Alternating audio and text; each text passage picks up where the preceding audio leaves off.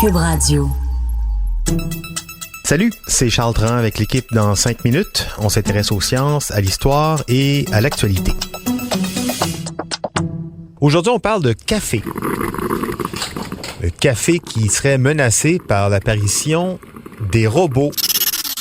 Et oui, c'est un très sérieux rapport en plus de RBC Capital Markets, la banque d'investissement de la Royal Bank of Canada, qui l'annonce en 2025 grâce à l'automatisation d'emplois qui exigeait à ses travailleurs d'être alertes en tout temps.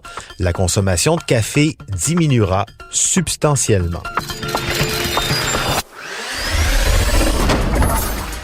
Imagine 2025, c'est le nom de ce rapport qui porte sur les conséquences économiques de l'automatisation et de l'arrivée de l'intelligence artificielle dans le monde du travail. Parmi toutes ces hypothèses de prédiction économique, une a attiré l'attention. Voici un extrait de ce rapport.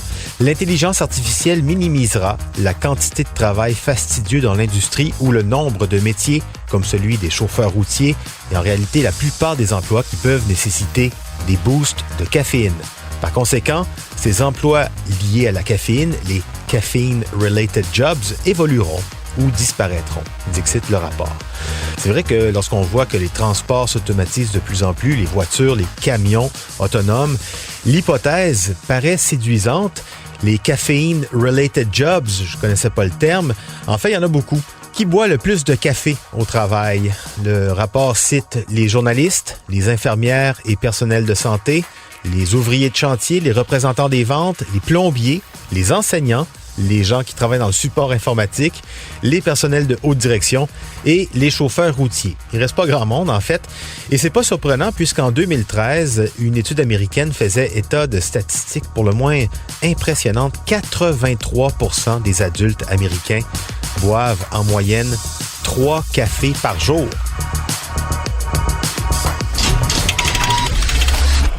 Donc, avec une automatisation de certains de ces emplois qui seraient assurés à l'avenir par des intelligences artificielles ou des robots, on peut penser qu'effectivement, les ventes de café pourraient baisser, surtout que les emplois qui restent, finalement, ce sont des emplois qui demandent beaucoup de réflexion et qui de plus en plus deviennent stressants. Pas besoin de café.